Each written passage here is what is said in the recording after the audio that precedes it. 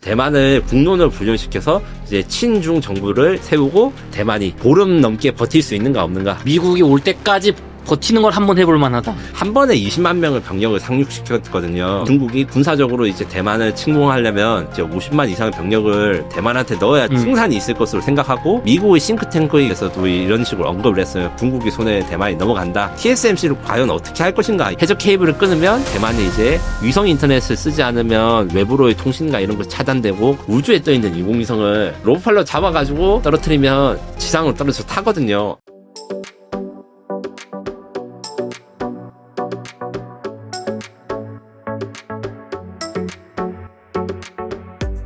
오늘은 김민석 특파원님을 모시고 양안 전쟁과 방산, 무기에 관한 말씀 들어보도록 하겠습니다. 특파원님 안녕하세요. 안녕하세요. 네. 특파원님, 중국의 대만 전쟁 준비가 심상치 않다고 합니다. 작년에만 3차례 대만 봉쇄 훈련을 했는데요. 점점 봉쇄 시간이 짧아지고 있다면서요? 이게 약간 애매한 부분은 있지만 대체로 사실입니다. 이제 중국이 대만 봉쇄 훈련, 그러니까 중국이 군사 훈련을 할 때 중국이 대만으로 가는 비행기라든가 배의 통행이 뭔가 어려워지거나 아니면 방해가 될 때 이거를 대만 봉쇄 훈련이라고 치상하는데, 네. 주요한 훈련으로는 2023년 4월, 2024년 5월, 2024년 10월, 2025년 4월, 그래가지고 총 이제 4차례 이렇게 진행됐고, 작년과 올해만 3차례 이렇게 진행됐다고 이해하면 됩니다. 뭐 이름 같은 게 뭐 리젠 2024, 뭐 레이팅 2025 뭐 이렇게 돼 있는데, 핵심은 중국이 공해상에서 훈련을 하는데, 이 훈련 때문에 이제 비행기가 왔다 가고 군함이 왔다 갔다 하니까 중국은 이 바다 지역에다가 통행 금지 뭐 이런 걸 발표를 한 거예요. 훈련하고 있을까, 여기서 이제 민항기가 들어오면 미사일 맞을 수가 오지 마라. 네. 배가 들어오면 공격 받을 수가 오지 마라. 요런 걸로 해서 대만을 봉쇄하고 있고, 또 한 가지 봉쇄 방법이 또 미사일 봉쇄라는 방법이 있어요.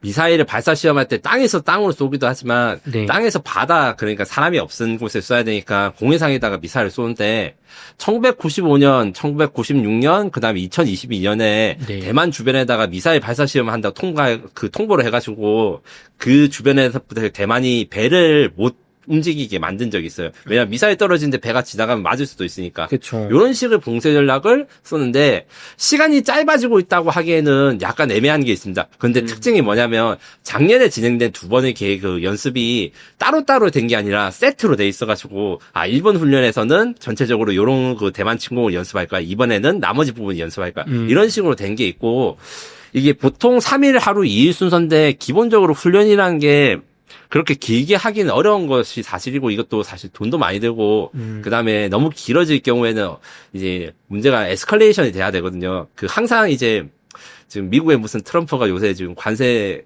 협상을 잘못해가지고 난리인데, 조금씩 이 강도를 높여가야지 이 압력의 강도가 높아질 수 있기 때문에, 지금 현재 단계에서 시진핑은 대만 봉쇄 훈련을 해도 2, 3일 정도로 하고, 네. 앞으로는 이게 얼마나 길어질지 아니면 얼마나 자주 할지는 알 수 없다. 이게 정확하게 정리한 것입니다. 좋습니다. 그럼 특파원님, 중국이 준비하고 있는 대만 침공 시나리오가 궁금합니다. 좀 소개 좀 해주세요. 네. 결론부터 말하면 지금도 제가 말한 말 맞을 수도 있고 틀릴 수도 있는 부분이지만, 핵심은 어떤 상식으로 폭격을 하고 미사일을 얼마 쏘고 요거보다 중국의 목표가 무엇인가, 요거에 대해서 분명히 알아야 되고, 그 목표가 여러 가지가 있을 수 있다. 그리고 목표에 따라서 전투와 전쟁을 하는 방식이 많이 달라질 수 있다. 요런 말씀을 드릴게요. 그래서 이제 단순히 어떤 무기가 쓰이고 요런 것보다 더 중요한 거라서 좀 드리는데, 만약에 중국이 대만을 그냥 점령만 하면 된다. 네. 그냥 대만 영토만 가지고 된다. 이러면 간단해요. 핵무기 있으면 됩니다. 중국이 500개의 핵무기를 가지고 있으니까, 대만이 네. 핵부산도 없고 자체적인 핵무기가 없으니까, 핵무기를 써가지고 이제 타이페이라든가 중국, 대만이 이제 다 날려버리면 거기 네. 그냥 간단하게 상륙하면 되거든요. 네. 그리고 대만에서, 중국에서 대만으로 날아오는 핵미사일을 미국이 요격하기도 어려워요. 하지만 아무도 중국의 대만 침공 시나리오에서 핵 사용은 전제하지 않습니다. 왜 그렇죠? 왜 그렇냐면 2가지 이유가 있어요. 첫 번째로 잿더미가 된 대만은 이제 경제적으로 아무 의미가 없죠. 대만 점령이라든가 양안 문제의 핵심은 대만의 TSMC를 비롯한 반도체 산업, 첨단 산업을 중국이 끌어감으로써 이제 기술 패권을 잡기 위한 이런 목적이 있는데, 네. 잿더미가 돼서 아무 쓸모도 없는 땅을 중국이 이제 가지고 싶지 않고, 두 번째로 정치적인 목적이 있습니다. 정치적인 목적이 뭐냐면, 중국 공산당의 이제 그 수권적인 목표가 대만 통일인데 네. 이 통일이라는 게 평화 통일을 지향한다는 게 뭐 이 공식적으로 말을 할 뿐만 아니라 실제로도 대만에 대해서 이제 중국은 중국 공산당이 이렇게 대단하고 강하니까 네. 대만 사람들이 알아서 기어 들어왔으면 좋겠다. 평화적인 통일. 근데 평화라는 게 이제 그 뭐 1대1로 하는 게 아니라 이제 공산당이 네. 대만을 이제 굴복시켜가지고 들었으면 좋겠다. 요런 거기 때문에 이 핵무기를 써가지고 이기면 아무렇게 그냥 무조건 다 이길 수 있으니까 이 정치적으로도 성공한 게 아니잖아요. 그래서 정치적으로 시진핑이 대만 침공에서 성공하려면 대만의 그 첨단 기술 산업도 확보하고 대만이 이제 전쟁이나 전투 있을지언정 뭐 대만 사람들이 최후의 이름까지 싸워가지고 시진핑에 이제 죽도록 반항하고 이거는 이렇게 되는 것 자체가 네. 시진핑한테 굉장히 이제 좀 두려운 시나리오이기 때문에 그래서 보통 핵무기는 쓰지 않는다. 그 다음에 제한전이 되거나 아니면 반도체 산업과 대만에 대해서 어떤 태도로 작전을 할 것인가가 이 중국이 준비하는 대만 침공 시나리오라고 할 수 있습니다. 그래서 미국이 칩공급 봉쇄를 아예 봉쇄를 한다. 아니면 TSMC나 엔비디아를 미국한테서 아예 뺏어오겠다. 이런 극단적인 상황이 있을 때는 중국은 이제 대만 침공을 할 때 침공을 하면서 이 대만의 이 군사가 대만의 첨단 기술력을 어떻게 보호하면서 전쟁을 할지 요게 포인트가 될 것이고 그리고 이제 정치적 승리, 그러니까 이 억제 전략 혹은 강압 전략이라는 군사적인 용어가 있어요. 이게 뭐냐면 상대방을 군사력을 사용해가지고 상대방의 마음을 바꿔버린다. 이런 기술이 있는데 네. 이런 것을 아직 그 중국이 원하고 있지 실제로 전쟁을 해가지고 다 뭐 대만군을 죽이고 이렇게까지는 안 해요. 왜냐하면 앞서 말한 정치적 경제적 이유가 있기 때문에 다만 문제는 뭐 중국 사람들 중에 제가 이야기해본 그러니까 중국 공산당 지지하시는 이제 중국 사람들 중에는 대만이 곧 강대국인 중국이 밑에 와가지고 스스로 굴복할 것이다. 네. 이렇게 말한 분도 전 봤거든요. 근데 이제 제3자인 제가 보기에는 도저히 그럴 것 같지 않다는 말이죠. 네. 하지만 중국 사람들이 이렇게 이야기하는 그러니까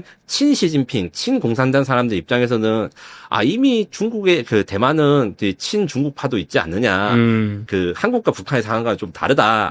이렇게 말씀하시는 분도 있는 게 요게 어느 정도는 사실이 있다. 왜냐하면 이제 우리나라에서의 그 친북, 종북, 좌파 이런 게 분명히 존재는 하지만 이게 나라를 들었거나 하는 것에 논쟁이 있을 수 있으나 실제로 이제 정당이 이제 그 대만에선 실제로 정당이 이제 대놓고 이제 중국과 이제 친해하거나 평화 협상을 하자 이렇게 하는 게 있으니까 친중 공식 정당이 있다. 네, 그런 게 좀 많이 차이가 나죠.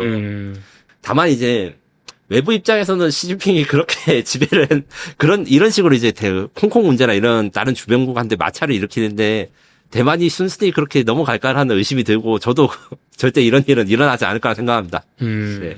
좋습니다. 그러면은 이제 말씀해 주신 것처럼 정치적으로 평화 통일, 소위 이렇게 황제한테 번국이 이게 나라를 들어 바치듯이 뭔가 우리 대만이 중국 밑으로 들어가겠습니다. 이런 상황을 원한다는 거예요. 가장 원하는 게 그것이고 군사력 사용을 하면서도 아마 군사력 사용의 목적이 대만군들을 전멸시킨 것보다는 대만군들을 분열시켜가지고 아니면 대만 정부를 혼란을 줘가지고 이제 그 2차 세계대전에 보면 프랑스와 독일이 처음에 나치 독일이 싸울 때 프랑스가 지고 나서 비시 정부라는 괴뢰 정부가 나서 독일 정부랑 협상을 해요. 네. 그런 것처럼 대만을 국론을 분열시켜서 이제 친중 정부를 이제 대만에 세우고 이제 그 친중 정부가 이제 중국과 그 복속하는 그런 시나리오를 위한 군사 작전 이런 거 할 가능성이 많다. 이렇게 말씀드릴 수 있습니다. 좋습니다.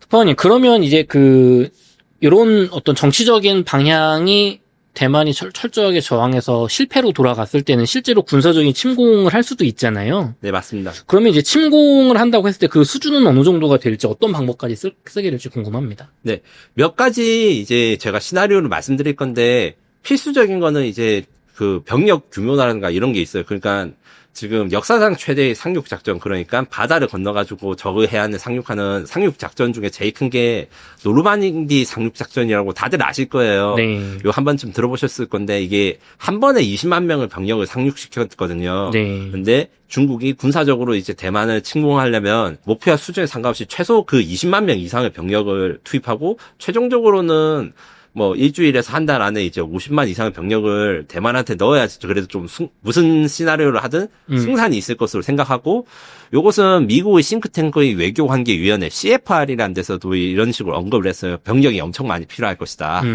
그리고 그 중국이 대만에 상륙하기 전에 네. 미국이나 이제 다른 주변국들의 함대가 중국 대만 해협을 봉쇄해서 중국이 더 이상 상륙 병력이나 보급선을 끊으면 2주 안에 끊으면 이제 아무래도 이제 대만이 그래도 버틸 수 있는 지원권을 얻게 돼서 살 것이고 2주가 지나도 이 보급선을 끊지 못하면 거의 사실상 중국의 손에 대만이 넘어간다. 이렇게 하는 2주 컷이 중요하다. 이런 이야기들을 전문가들이 많이 하고 있습니다. 야, 그러면은 이게 2주 안에 어떻게 보면 중국의 봉쇄를 끊어야 할 텐데, 그러면 대만이 또 산지고 이게 굉장히 험하다고 들었어요, 지형이. 그래서 철저하게 점령을 할 수 있지 않을까 생각이 드는데, 특히 또 수도권, 타이페이 중심이 중요하지 않습니까? 네, 여기에 대해서는 이제 제가 잠깐 한번 제가 방금 말씀드린 CFE, 그러니까 대만 미국의 싱크탱크에서 왜 대만의 점령이 어려운가 육군 중심으로 이제 설명한 자료가 있어서 네. 보통 이제 대만 해협과 이제 양안 정전할 때 미국 해군과 중국 해군의 그 전투력이 어떻게 나 이런 것도 중요하지만 대만의 지형이 엄청 중요하거든요. 요게 대해서 간단하게 설명을 할 것 같습니다. 요게 지금 이 대만과 중국 사이에 있는 그 대만 해협이고 타이페이와 가오슝 그러니까 남북의 대도시 이렇게 두 개 중심으로 인구 밀집지가 있고 대만의 동쪽에는 산지가 굉장히 많아요. 네. 그래서 이게 실제적으로 지형 분석이라고 해야 될까요? 이런 것들을 해본 결과 대만이 이제 방어를 하기에는 굉장히 유리하다.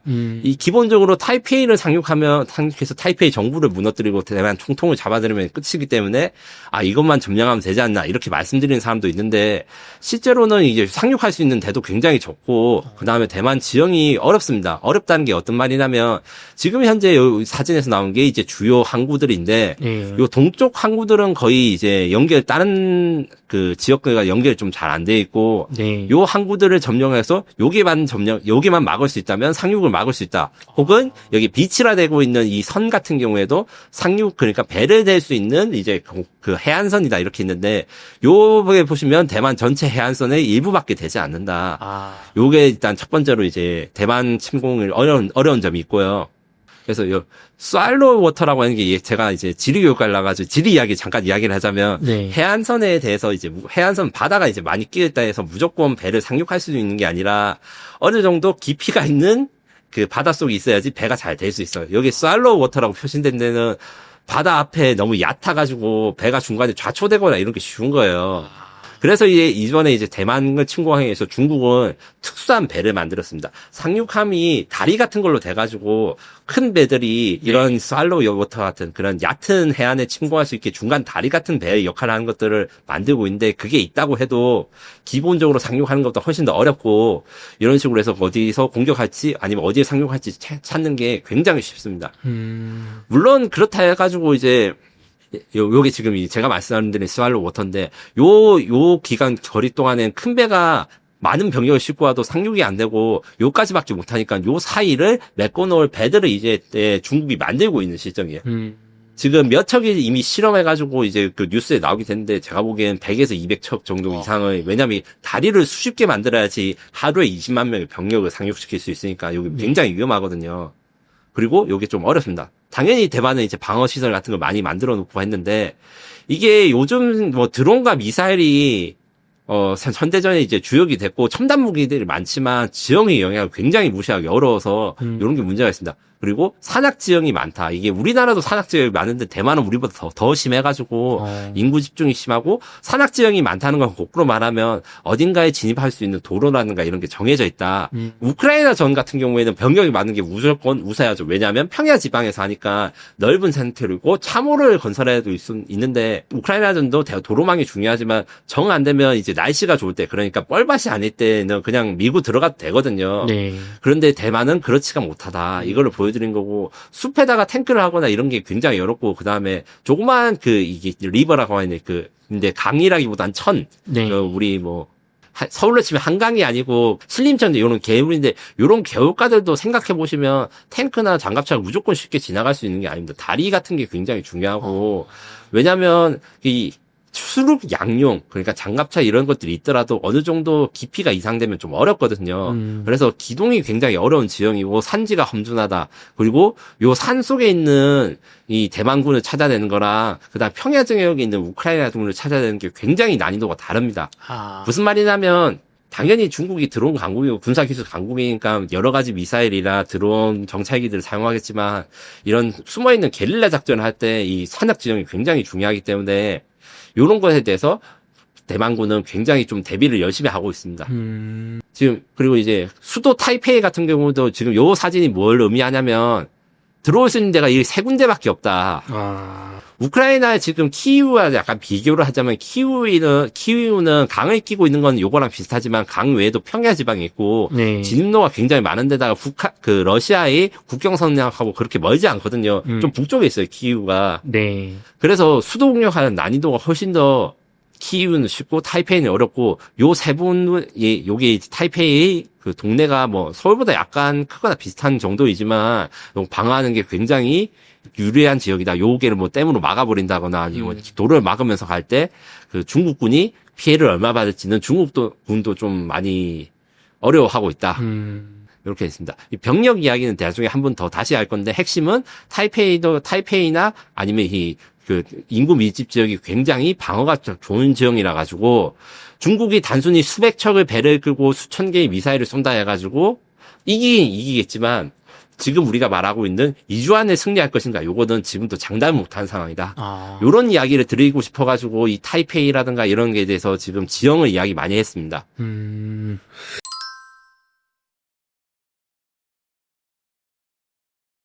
좋습니다. 그럼 지형이 참 험한 것 같은데 아까 이야기하실 때 그 대만의 반도체 공장 TSMC가 참 중요하다고 했잖아요. 중국의 굉장히 중요한 목표다. 요쪽은 좀 어떻게 전황이 흘러갈까요? 네, 여러 가지 썰이 있었는데 그 중에서 제가 주목할 거는 TSMC에서 관련한 거는 TSMC를 과연 어떻게 할 것인가 이겁니다. 이 첫 번째 시나리오는 TSMC만 이제 이런 핵심 시설들만 점령을 하기 위해서 이제 항공병력, 그러니까 아까 전에 말한 상륙작전이라는 건 배를 타고 군인들이 상륙하는 것은 굉장히 어렵다 이렇게 말씀을 드렸으니까 비행기로 몇만 명의 병력들을 하늘로 이제 수송해가지고 기습 공격하는 이런 안도 있었고, 반대로 타이페이나 대만 입장에서는 이 수어사이드 전략도 있다. 이런 말씀을 드리고 싶은 게, 지금 이 사진이 무슨 사진이냐면요. 대만에서 지금 M1A2라는 신형 전차를 미국으로부터 도입하는 사진입니다. 네. 이게 무슨 탱크냐고 하면 M1A1, M1A2, 에이브람스 탱크라고 하는데 65톤 이상의 무게를 가진 전차로 이제 전 세계에서 방어력은 최고다. 우리 흑표 전차랑 이제 같은 정도의 성능인데 공격력은 흑표 전차가 더 강하지만 흑표 전차보다 이게 훨씬 더 크고 무거워요. 참고로 기름도 많이 먹습니다. 거의 흑표 전차 한 2배, 3배. 근데 방어력이 괜찮고 이게 미국이 많이 쓰고 있어서 중국이 대만이 이 전차 수입을 해달라고 20년 전부터 요청하다가 올해부터 들어오기 시작했거든요. 그리고 이제 대만 언론인한테 물어보니까 그러면 요거를 어디에 쓰느냐, 뭐 대통령궁 방어하냐, 타이페이 방어하냐, 아니다. TSMC 방어하는데 가장 먼저 쓴다. 네, TSMC 위치는 가오슝 북쪽에 이제 동북과학산업단지라는 데서 있거든요. 네. 요 산업단지가 이제 한국으로 치면 평택 삼성전자 공장이랑 카이스트가 있는 대전의 유성 연구단지가 합쳐진 데라고 생각하시면 됩니다. 네. 고객을 핵심적으로 지키겠다. 이게 있고, 또 일부 미국 전문가들 같은 경우에는 대만이 중국에 완전히 점령되기 전에 TSMC부터 폭격을 하자는 극단적인 말을 하시는 분도 계신데, 대만 사람들 입장에선 용납하기 어렵죠. 우리 보고 그렇게 하라고 하면 저는 진짜 사람들이 진짜 가만히 안 있을 것 같은데, 네. 다만 TSMC 하나만 얻기에는 힘들고, 그리고 전면 전쟁에서 이 TSMC를 온전히 냅두면서 전면 전쟁을 하기가 좀 어려운 부분이 있어서 아마 이것이 중국도 고민할 것이다. 이런 말씀을 드리고 싶습니다. 그러면은 미국은 말씀해 주신 것처럼 저도 그 기사 봤는데 대만을 포기하고 TSMC를 폭격해버리자 이런 얘기잖아요. 네. 그럼 미국이 정말로 대만을 도와서 참전하는 대신에 혹은 조금 해보다가 안 될 것 같으면 그냥 TSMC 폭파하고 손댈 수 있다고 보시나요? 저는 그렇지 않다고 말씀을 작년까지는 드렸고요. 절대 그렇지 않다는 말씀 작년까지는 드렸고, 네. 올해는 이제 트럼프 정권이기 때문에 이런 예측이나 내용은 아무 소용이 없고, 이 내용을 트럼프가 역용할 가능성이 있다. 자신들이 이제 오히려 손떼지만 이제 TSMC나 이런 거를 가져가고 이렇게 하겠다. 다만 이제 TSMC라는 거 지금 우리가 이야기하는 거는 단순히 이제 기업을 이야기하는 게 아니라 TSMC의 연구 인프라, 그 다음에 TSMC의 중소기업 협력사가 굉장히 중요합니다. TSMC의 저보다 이제 반도체를 더 많이 공부하시는 분들이 있기 때문에 제가 부끄럽지만 그래도 제가 좀 국방이랑 관련돼 가지고 알아본 바에 의하면 그 팬리스 업체들의 그 협력업체 중소기업들을 전부 다 미국으로 가거나 중국으로 이전할 수는 없어요. 그 수많은 기업들이 있기 때문에. 네. 그래서 TSMC 하나만 법인에 있는 기술자재 이런 걸 빼간다는 게 의미가 없고, 특히 반도체 공장 같은 경우는 이전이 거의 불가능하다고 생각하시면 됩니다. 그 특히 3나노, 2나노 지금 정밀한 반도체가 중요하다는 건데, 이거는 이제 ASM에서 파는 장비들이 가격이 2천억, 3천억이 넘는 것도 있지만, 그 설치 비용도 만만치 않은 게 너무 정밀해야 되니까 이게 아주 어렵다고 하더라고요. 그렇기 때문에 쉽게 TSMC만 홀랑 빼먹고 이런 것들은 불가능하다, 현재적으로는.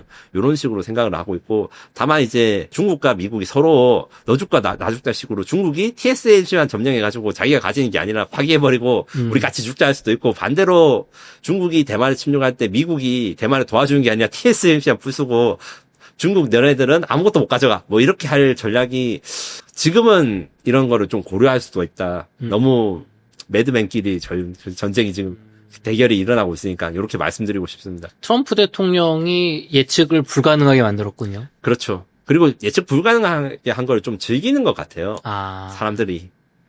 좋습니다. 그러면은 어떤 전략까지 정말 극한으로 갔을 때 서로 전투를 하게 될지 좀 궁금합니다. 전면전으로 갔을 때 지금 이제 병력 규모라든가 이런 것도 좀 봤는데, 그 크게 미사일 전력이 제일 중요할 것이고, 다만 이제 미사일 전력 같은 경우에는 하루에 1000발 이상 뭐 3,4,000발의 탄도미사일이 중국이 대만을 향해서 공격할 것이고, 대만도 미사일 방어 시스템이 있긴 있어요. 하지만 네. 한국이나 미국보다는 좀 아직 발전이 덜 됐기 때문에 이게 피해를 완전히 없앨 수는 없고, 이 비행기 같은 경우에도 항공기가 전체적으로는 아직도 이제 중국의 항공기보다 대만의 항공기 수준이 높다고 할 수 있지만, 네. 항공기는 단점이 있어요.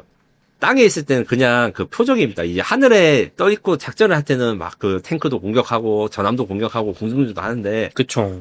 땅에 있을 때는 그냥 공격을 받으면 맞을 수밖에 없어요. 이게 좀 피해가 클 것이기 때문에 좀 문제가 있을 것이다. 그 다음에 중국의 이제 그 군사 전략, 그 대만 침공이나 미국과 상대한 전략으로 A2AD, 안티 액세스, 안티 디나일, 반접근 지역 거부라는 전략이 굉장히 유명한데, 네. 쉽게 말해가지고 항공모함이든 뭐든 항공기든 이 영역 안으로 들어오지 말라고 결계를 친 거예요.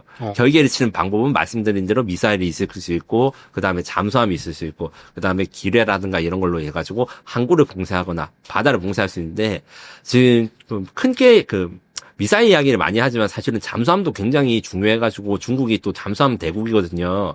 그래서 잠수함을 사용해서 매복을 해가지고 이제 미국 함대의 진출을 막거나 중간중간에 사보타지를 가해가지고 미국 함대가 대만 인근으로 오지 못하게 막을 수 있으면 이게 가장 위협적인 전력이고, 그다음에 해군 육전대 같은 경우에는 원래 세계 2위의 상륙 전력, 그러니까 미국 다음으로 네. 상륙 작전을 할 수 있는 해군 육전대가 많다고 중국이 이야기하는데, 지금은 중국의 해군 육전대 규모가 미국을 넘어섰어요. 병력을 넘어선 건 아닌데, 네. 이게 상륙함을 굉장히 많이 찍어내서 한 번에 병력을 투입할 수 있는 숫자, 이게 엄청 많아졌고, 와. 그 외에도 이제 중국 같은 경우에는 한국도 이런 법률이 있는데, 여객선이나 이제 페리선 같은 거 있잖아요. 뭐 섬 같은 거 갈 때 타는 배들. 네. 이런 것도 다 전쟁 나면 징발이 되기 때문에 이 수송 능력이 엄청나다. 아. 이렇게 말씀드릴 수 있고, 요런 이제 물리적인 전력 말고도 이제 사이버 공격에 이런 거 있는데, 요즘 주목받고 있는 건 해적 케이블이에요. 해적 케이블을 그 우크라이나 전쟁하면서 이제 북해에 있는 해적 케이블을 누가 끊어가지고, 이게 우크라이나가 했느니 러시아가 했느니 독일이 했느니 말이 많은데, 중국이 해적 케이블을 끊을 수 있는 장비를 그냥 대놓고 공개했어요. 해적 케이블을 끊으면 대만은 이제 위성 인터넷을 쓰지 않으면 외부로의 통신과 이런 거 차단되고, 그 다음에 경제라든가 이런 것도 당연히 송신이 불가능하니까 고립되고 네. 이런 게 있을 거고, 위성 통신 같은 경우는 지금 현재로 막을 수 있는 방법이 없어요. 한 우주에 떠 있으니까. 다만 중국은 이것도 준비하고 있다. 무슨 말이냐 하면 두 가지 방법이 있는데, 지상에서 위성 통신 전파를 향해서 방해 전파를 쏘면 다른 애들이 위성 통신하는 걸 막을 수도 있고, 네. 좀 더 나간 걸로는 이제 납치하는 방법이 있습니다. 무슨 말이냐면, 우주에 떠 있는 인공위성을 약간 그 뭐라 해야 되나, 만화처럼 로봇팔로 잡아가지고 훔쳐가는 거예요. 그게 되나요?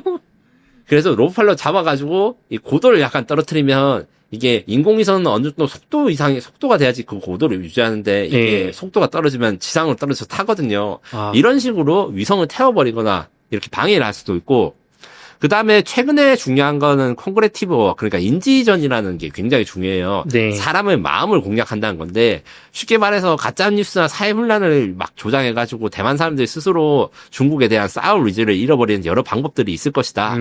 그래서 지금 제가 보여드릴 거는 뭐가 있냐면 이게 잠깐 틀어드릴 건데 또 저작권 문제가 있어서 오래 못 틀을 건데 네, 이 제로데이라고 하는 대만 드라마가 있습니다. 이게 뭐냐면 대만에서 만든 중국 침공 시나리오인데 여기서 나오는 영상에 보면 어떤 장면들이 있냐면 일단 중국이 대만한테 시비를 건 다음에 전면 침공을 할 때 중국의 대만도 우리나라처럼 조폭 같은 집단들이 있습니다. 네. 그런 집단들이 막 오성홍기 뜨고 막 방해하고 집단적으로 항명을 하고 사회 혼란을 조장해요. 아주 돈도 후련해 받고. 보이네요. 네. 예.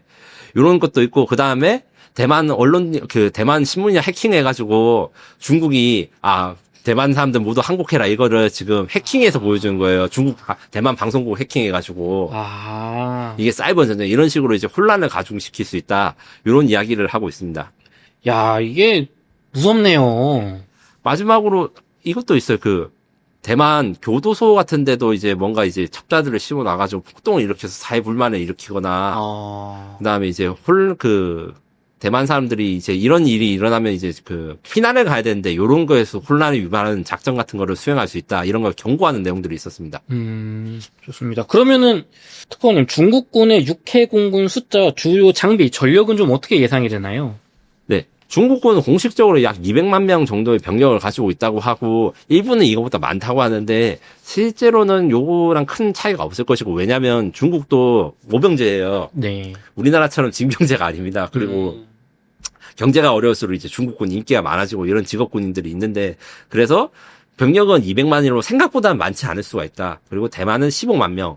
그리고 전투기가 1800대에서 400대인데 이 중에 1800대 그리고 폭격기가 450대 대만은 없고 구축함 그러니까 배들 중에서 수백 척의 미사일 보트라든가 이런 것들이 있는데 그거보다 좀 크고 이지스함이라고 부를 수 있는 거 아니면 이지스함보다 약간 작은 것 같은 경우에는 대만에는 이지스함이 없지만 이지스함보다 좀 작은 구형 한 5,000톤, 6,000톤급 구축함이 이제 4척 정도 있고 대만은 중국은 이지스함급에 가는 8,000톤 만 톤쯤 되는 전투함들이 32척 있다. 그리고 중국에는 항공모함이 지금 3척 건조되고 있고 잠수함이 대만은 지금 2척 있고 중국은 50척 이상이 있다.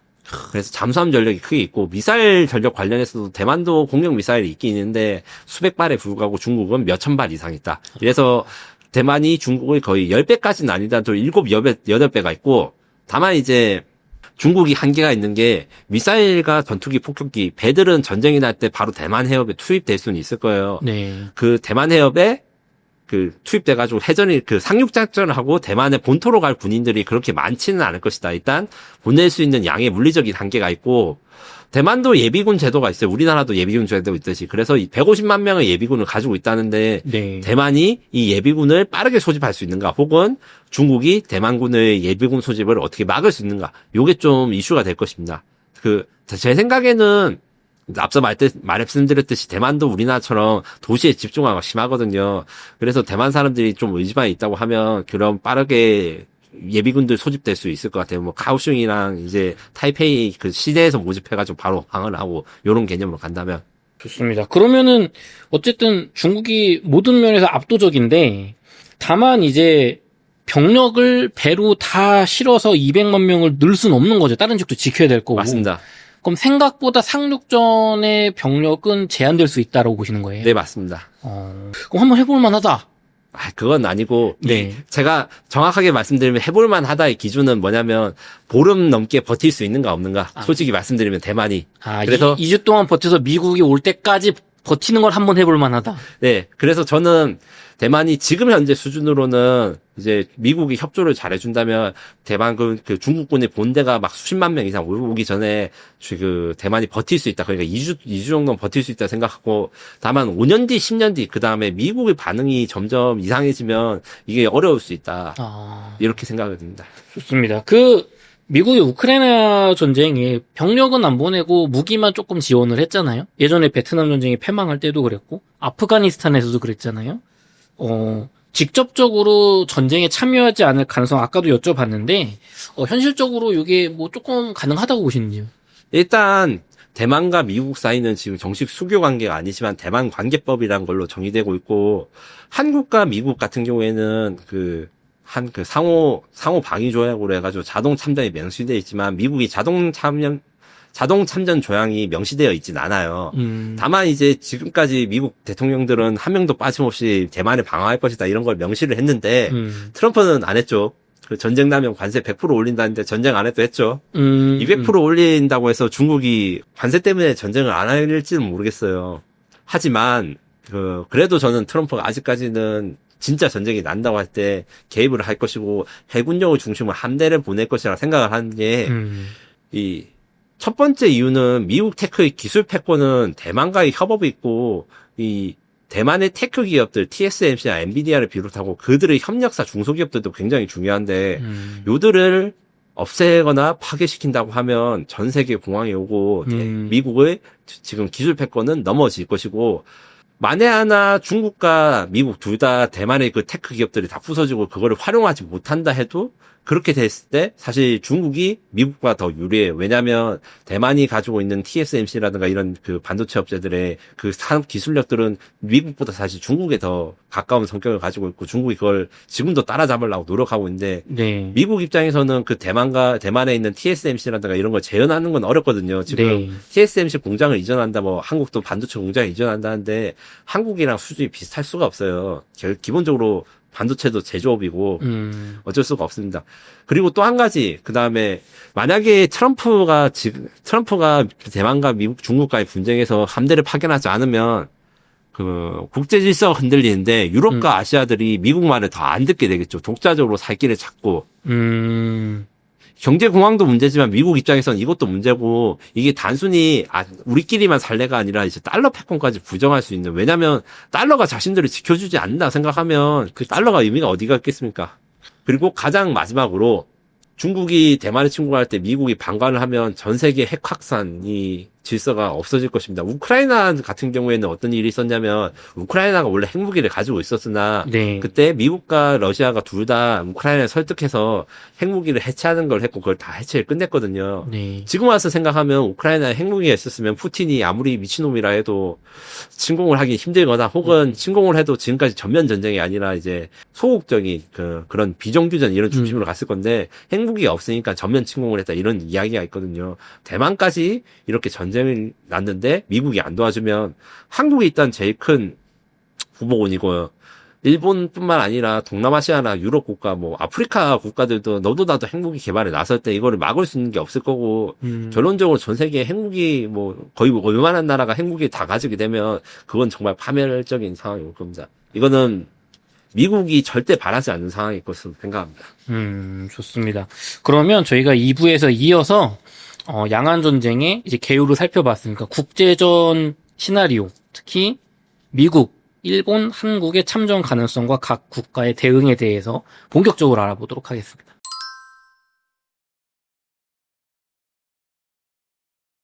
특파원님, 중국의 대만 침공 전쟁이 일어나게 됐을 때 미국, 일본, 그리고 우리나라, 한국의 참전 가능성은 어떻게 되나요? 네, 일단 미국 같은 경우에는 일부에서 제가 앞서 말씀드렸듯이 아무리 트럼프 정부라도 일단은 참전을 해야 되는 압력이 강하고, 단 이제 미국 입장에서는 이렇게 참전을 했는데 우크라이나 전 같이 이제 무기만 공급한 게 아니라 미국의 7함대 그다음에 공군 전력을 투입해야 되는데, 이 공군과 해군 전력이 중국한테 혹시 패배하게 되면 이거는 순식간에 국제적인 패권이 중국으로 넘어가게 되죠. 이게 너무 좀 부담스러울 수 있고요. 반대로 중국 같은 경우에는 일단 그 나라의 국시, 그러니까 중국 공산당이 통일이 국시이기 때문에 이런 피해나 이런 것들을 그런 계산, 이해타산을 다 벗어나가지고 공격할 수가 있습니다.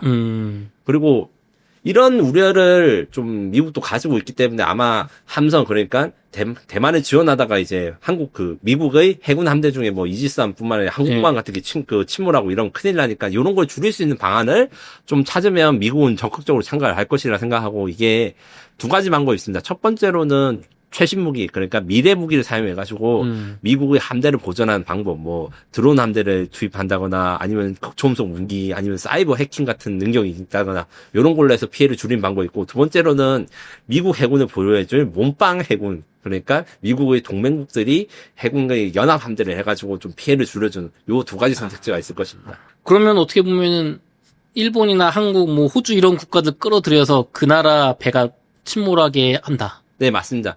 이게 가장 이제 최근에 주목받는 게 미일 대만 분쟁 워게임, 중국 한국 의문의 입에 당한 까닭 요런 게 있었는데 네. 일본이 이미 미국과 함께 대만 전쟁이 양안 전쟁이 일어났을 때 일본 자위대가 중국 함선이나 배들 비행기들 공격하는 훈련을 이미 워게임을 실행했다고 해요.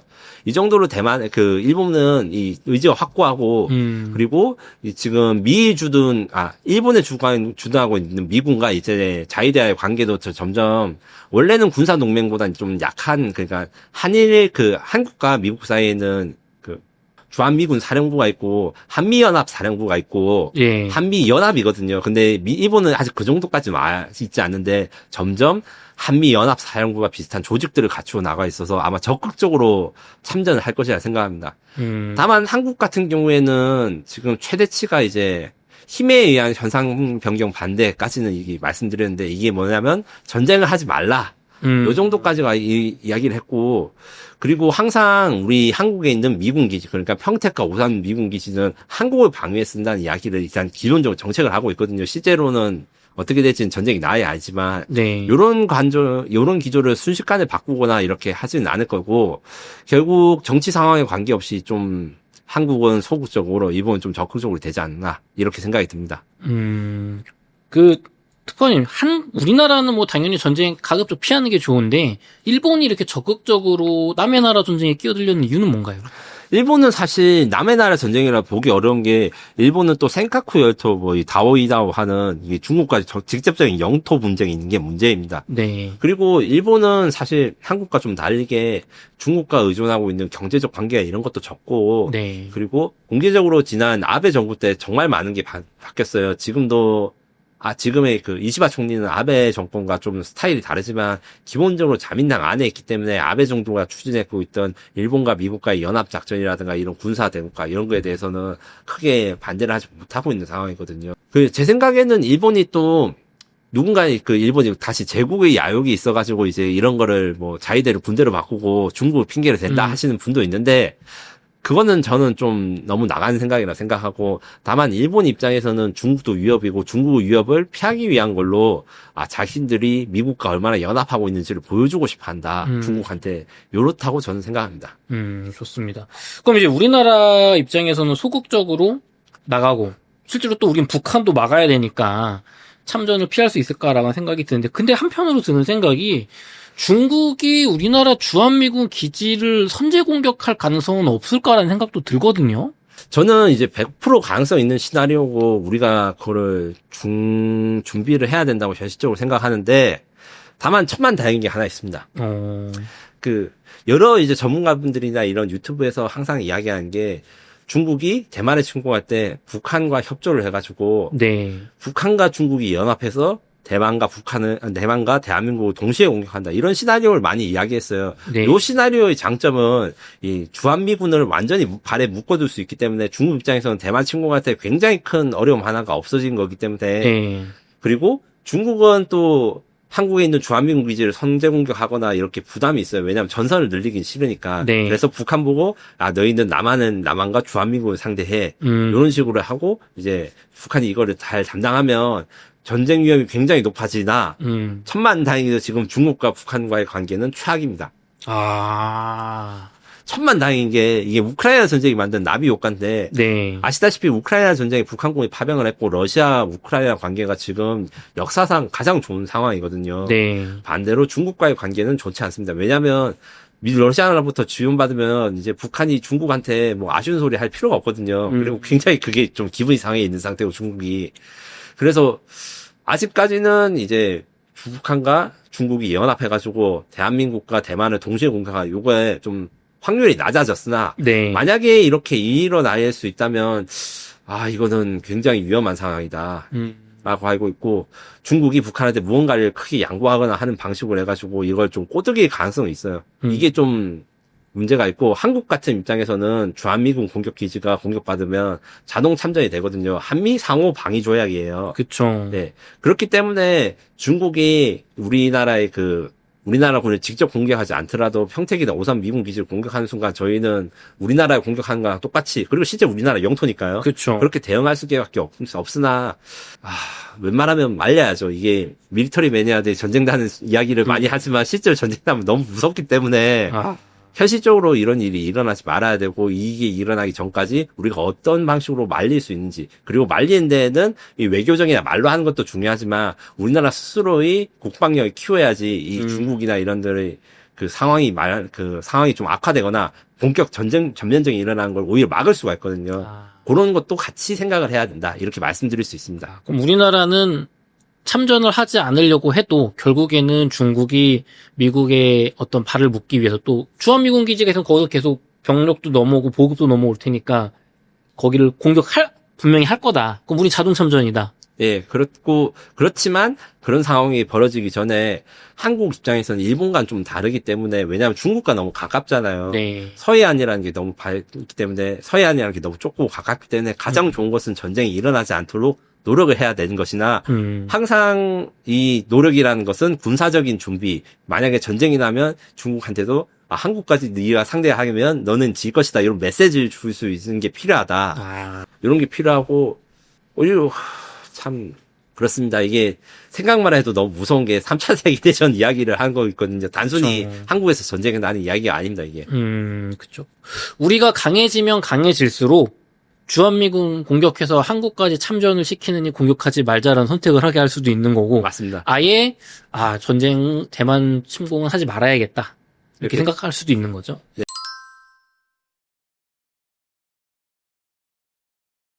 네, 그러면은 그 초기, 중기, 말기로 해가지고 이렇게 어떤 중국군의 침략, 그다음에 미군이나 일본군의 어떤 지원, 이게 어떤 식으로 흘러갈지 시나리오적으로 좀 설명 좀 부탁드리겠습니다. 네, 일단 중국 같은 경우에는 이제 일본을 먼저 침공할 수도 있어요. 무슨 말이라고 하면 일본의 보급기지나 해군 전력이 주일 해군 일본에 있는 미국 해군을 없애기 위해서 장거리 탄도탄 미사일을 사용하거나 이런 식으로 오히려 일본에 먼저 시비를 걸 수도 있거나 공격을 할 수도 있고, 일본과 미국은 반대로 일본에 있는 미국 해군과 일본 해상자에 대해 전력을 대만에 2주 안으로 보내야 되는 요 작전을 해야 되기 때문에 아마 미사일 공격부터 시작하겠지만, 이 미사일 공격이 중요한 게 아니고 요 미사일 공격에 몇 척의 배가 살아남아가지고 출항을 하느냐, 그리고 중국의 잠수함 전대가 이걸 얼마나 막을 수 있는가. 왜냐하면 잠수함 전대가 중요한 이유가 항공기도 중요하고, 실제로 현대 해상전은 항공기에서 쏘는 미사일이 결정하는 것이지 사실 뭐 대포 쏘고 이러진 않거든요. 근데 그 전에 미리 잠수함이라는 거는 잠수함이라는 건 기본적으로 스텔스예요. 물론 성능이 떨어진 잠수함도 있지만 아무리 시끄럽고 아무리 구형 잠수함이라도 일반 배가 식별하는 게 굉장히 어렵습니다. 그래서 우리가 이제 안타깝게도 천안함 사건 같은 경우에도 이제 우리 천안함이 음파 탐지기가 가지고 있어도 이게 수중 환경이나 이런 게 조금이라도 안 좋아지면 북한의 공격이나 이런 걸 막을 수가 없거든요. 이 바닷속이라는 게 이게 물리적으로 굉장히 어디 앞에 뭐가 있는지 알기 힘든 상황입니다. 그냥 눈 감고 딱 수영하셔서 잠수해가지고 바닷속에 보시기만 해도 알 거예요. 이게 눈앞에 있는 것도 안 보이잖아요.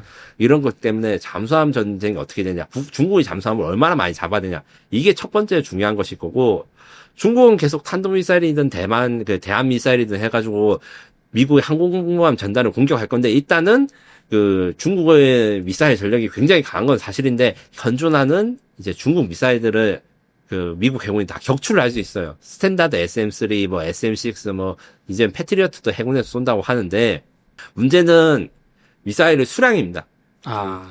함대가 가지고 있는 미사일의 수량은 한정돼 있어요. 보급을 받기 전까지는 다 떨어지고, 근데 중국은 땅에서 쏜단 말이죠. 공격하는 미사일을. 그쵸. 그래서 수량이 너무 많기 때문에 이제 어느 정도 물량을 중국에 동원할 수 있는가. 반대로 미국은 항공모함으로 중국 본토를 때려야지 중국에 있는 지상에 있는 미사일 발사대를 없앨 수 있거든요. 네. 요 싸움이고, 중국의 신무기를 사용해가지고 항공모함 전단들을 무력화할 수 있다, 이런 이야기도 사실 있습니다. 이게 어떤 게 있냐면, 드론 이야기를 많이 하는데, 이제 드론 기술이 많이 발달해서 드론 5만 개, 10만 개가 마치 벌떼처럼 나타나가지고, 아무리 쏴도 써도 들어올 수 있게 밀어버린다, 이런 것도 있는데, 요건 아직까지는 좀 한 5년에서 10년 정도 걸린 미래의 이야기고, 그 외에도 뭐 중국이 뭐 스텔스 기술이라든가 아니면 레이저 빔 같은 걸 사용해가지고 신무기로 좀 공략을 한다. 이런 가능성도 있는데, 요거 같은 경우에는 지금은 이제 걱정할 필요가 없지만, 중국 같은 경우에는 얼마 전 레이건이라는 함포, 이게 함포라는 게 원래는 사거리가 짧아서 현대 해상전에서 못 쓰는데, 자기 부상 열차 멀리 이용해가지고 대포화를 쏘면 속도도 빠르고, 그래서 요격도 불가능하고 훨씬 멀리 나가는데 미사일보다 10분의 1, 20분의 1 가격이에요.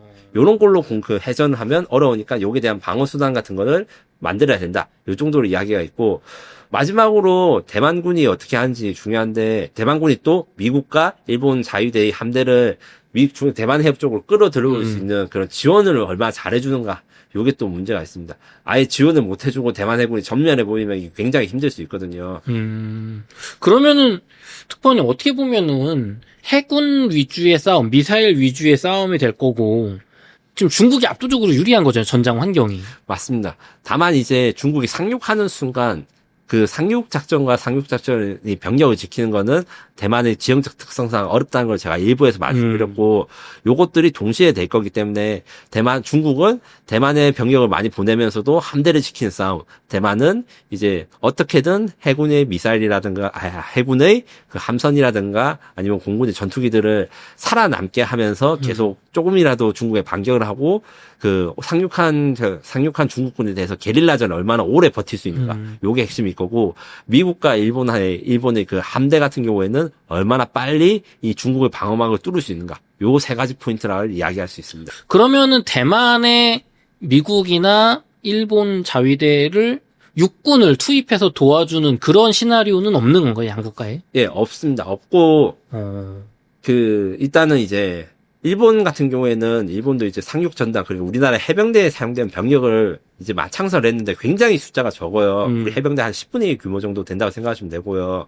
그리고 미국도 해병대가 있지만 미국의 해병대나 아니면 이 전략은 좀 바꿨어요. 무슨 전략이냐면 미국도 이제 중국을 상대하기 위해서 중국 본토에 상륙하고 뭐 대만에 이제 상륙해가 지원하고 이런 게 아니라 중국 근처에 그 섬들을 점령해가지고 그 섬들을 미사일 기지로 삼고 아니면 거기서 드론을 발사하고 이런 식으로 약간 뭐라고 해야 되나요? 첨단 게릴라라고 해야 될까요? 네. 게릴라는 게릴라인데 뭐 장거리 미사일을 뜬 게릴라 뭐 이런 식으로 하는 게 미국의 미래 전략을 가지고 있는데 요게 실제로 된다고 하면 이제 중국이 이제 해상 수송 그러니까 중국이 보급을 계속 대만에 있는 중국군한테 주려면 중국 자체도 자원을 수급해야 되니까 요거를 끊는다. 요런 작전들은 고려하고 있다 정도 생각합니다. 제가 대만 텔레비전 보니까 대공군 미국, 대해군 일본 하고 대육군 한국 이렇게 해서 우리나라 육군이 올 것처럼 막 써는 걸 봤는데 그런 일은 없는 거죠? 지금 대만과 한국과의 그 정식 외교 관계가 있지 않고 다만 이건 있어요.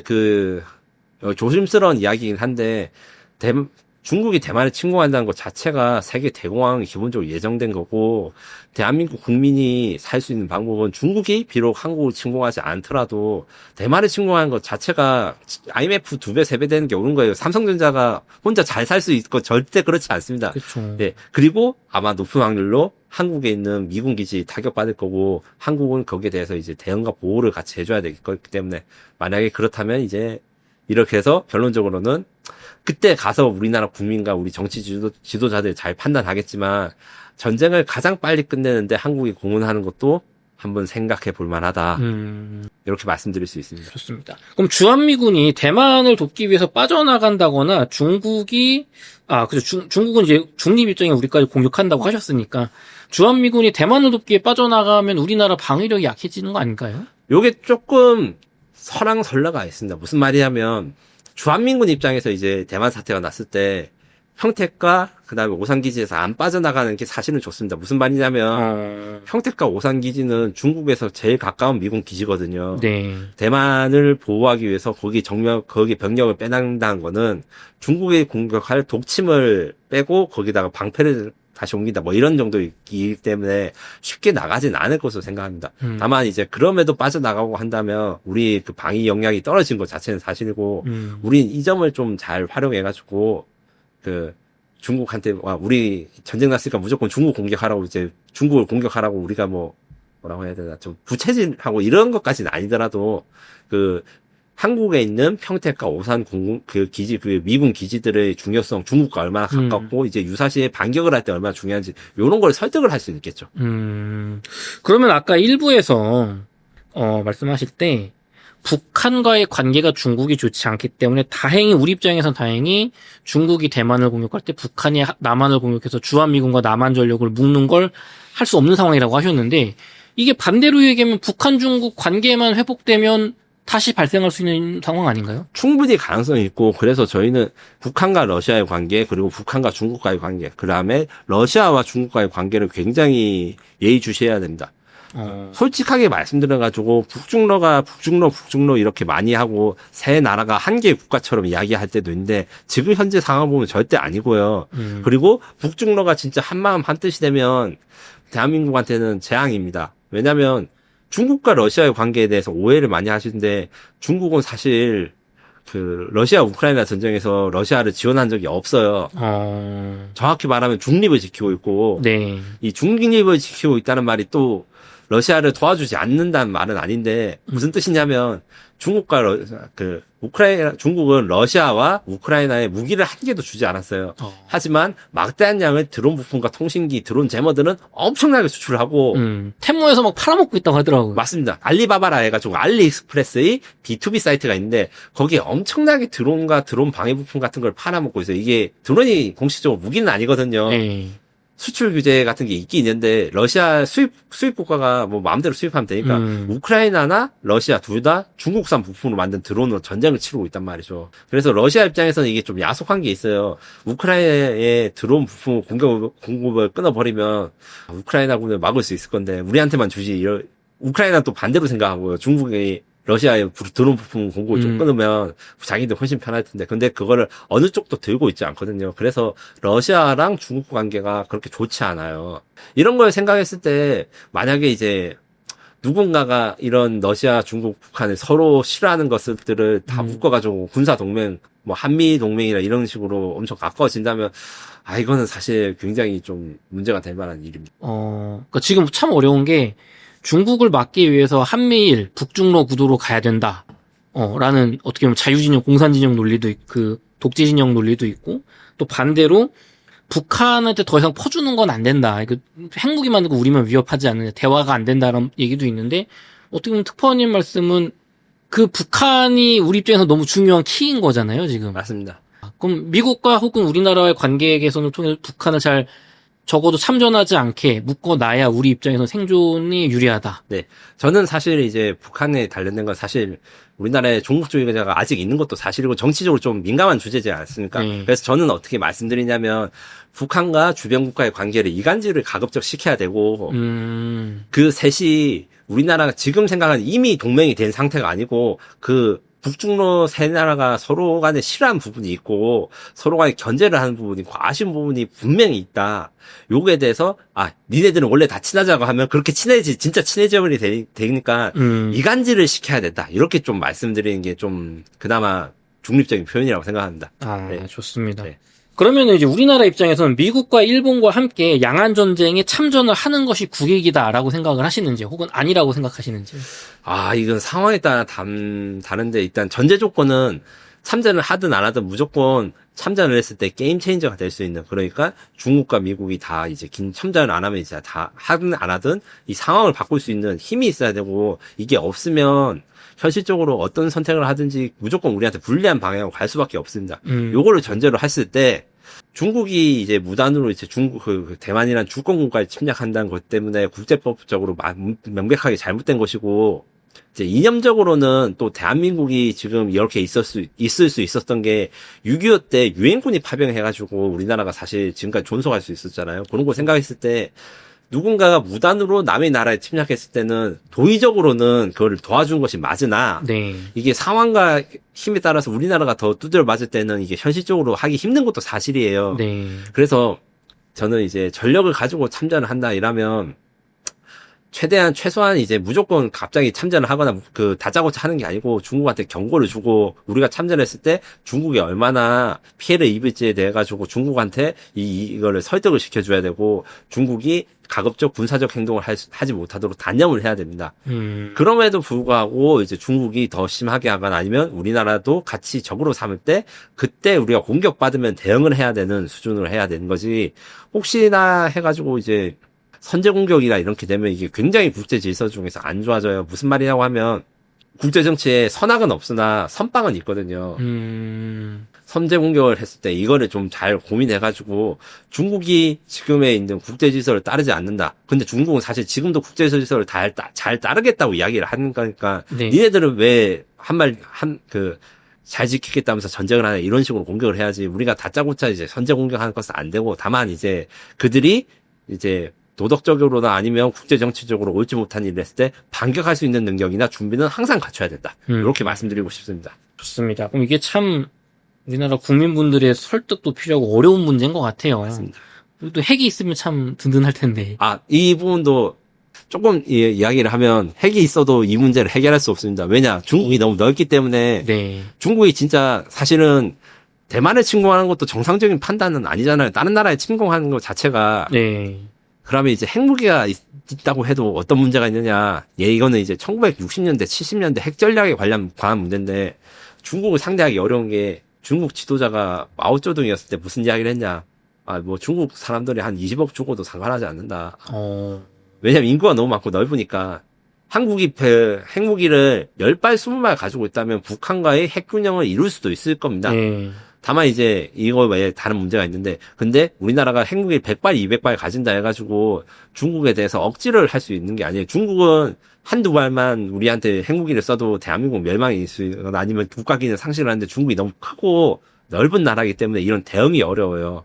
그래서 핵무기에 대해서 물론 찬성층도 아닌데 솔직히 말씀드리면 저는 핵무기에 대해서 전체적으로 반대를 하는 입장인 게 이게 어느 정도 이걸 가지고 있다 해서 무적의 무기라든가 아니면 전쟁이 막 없어지는 게 아니고 역사적으로도 여전히 센 놈은 세고 약한 놈은 약한데 핵무기에 드는 돈이 많이 들어가니까 재래식 무기가 약해질 수 있는 거예요. 아니 병력이라든가 탱크 이런 것도 중요한데 유럽 지금 군대가 약한 게 프랑스랑 영국이 핵무기를 유지한다고 재래식 무기에 투자를 못해서인 것도 있거든요. 그래서 함부로 이렇게 말하기는 좀 어려운 이야기다. 그리고 무조건 장점만 있지 않다. 이 말씀 꼭 드리고 싶었습니다. 정말 중국이 핵전쟁 나서 수십억 명이 죽고 영토가 초토화되더라도 그들은 워낙 크니까 살아날 수 있는데 중국이 그렇게 생각을 안 가지도록 뭐 좀 해야 되는데 이거는 우리가 통제할 수 있는 부분이 아니죠. 네. 좋습니다.